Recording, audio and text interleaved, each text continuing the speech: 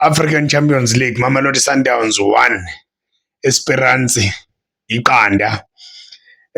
Umdlalo bomhle kakhulu eTunisia lapho sibone khona kunamfana lapha ekuthiwa uDano, kube nomfana ekuthiwa uIqbal waseNigeria, kube nomfana ekuthiwa uKhita, nomunye futhi umfana osemncane waseSierra Leone. Sibone khona ukuthi idlala kahle kakhulu le club, idlala kahle kakhulu impela ngendlela eyisimanga iEsperance, kodwa iSundowns ikwazile ukuthi ibabambe, ikwazile iSundowns ukuthi idlale ibhola layo. Engifuna ukusho nje ngingakayi kude ukuthi makungathiwa uGrant Kekana ethola i-red card enjalo, mangathi uGrant Kekana akayi World Cup kuyobe kusho ukuthi siyadlala, mangathi uGrant Kekana ku-World Cup akayi kuyobe kusho ukuthi siyizwe siyadlala, kuyobe kusho ukuthi uHugo Bruce uyadlala, ngoba njengamanje alikho i-defender elingcono kunoGrant Kekana. Udlala kahle kakhulu yamfana loya. Ukhuliso Mdawu njengenjwayelo udlale kahle. iSundowns ikhombisa ukuba nesquad esistrong, ngoba mawuthi uyabheka namhlanje ubese benchini uNdamane kudlala uCupido naye odlale kahle kakhulu. Keanu Cupido udlale ibhola eliphezulu kakhulu.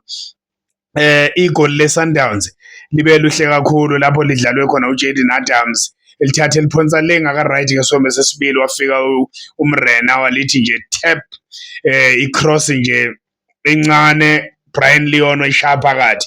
Brian Leon unzima kakhulu yamfana loya, uyalwa egroundini, unzima kakhulu Brian Leon. Kukhona enye i-diving header ake wayishaya, wabona ukuthi lo muntu lona ufuna ukora le 57 million ekuthiwa wathengwa ngayo, mangabe wathengwa ngayo ngempela imfanele lo yamfana, muhle kakhulu.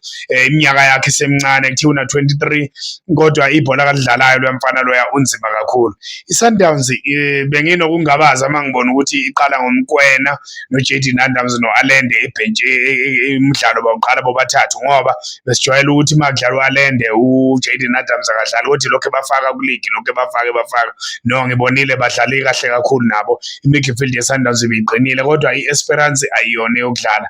Bonke labadlali engibabalile laba bahle, kanye nabanye ngokunjalo. Sibheka ukuthi-ke ngomlenze wesibili iSundowns iqhubekela igcine khona ingene kufinal, ikhuphule ibhola lase-South Africa, ngoba phela kuye kwenhliziyo ukuthi ufisani ngenhliziyo, kodwa uma ngabe iSundowns yenza kahle kusho ukuthi izwe lakithi lenza kahle kakhulu ebholeni. Ronwen Williams udlale kahle kakhulu, kukhona ibhola abake baliheda phansi walichitha, udlale kahle kakhulu.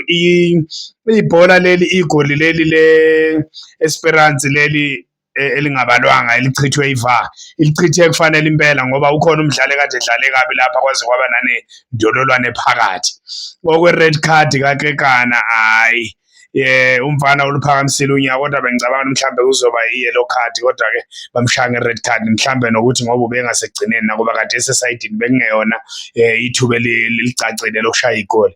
Other than that, congratulations Mamelodi Sundowns, congratulations Cardoso, your team played great football, your team showed more than everything, they showed fighting spirit, which is what is needed in this competition. We hope to see Mamelodi Sundowns again in the final. They are a great team. They are playing beautiful football. Santos was not there, but the boys were playing. Arthur Sales was doing things behind the striker. He was playing very well. Sundowns is a good team. Sundowns deserve to play in the final. We hope they win next week and then take it all the way to the final and win the second star. I am Nigani Mdunga. This is We Talk Football SA. We love you.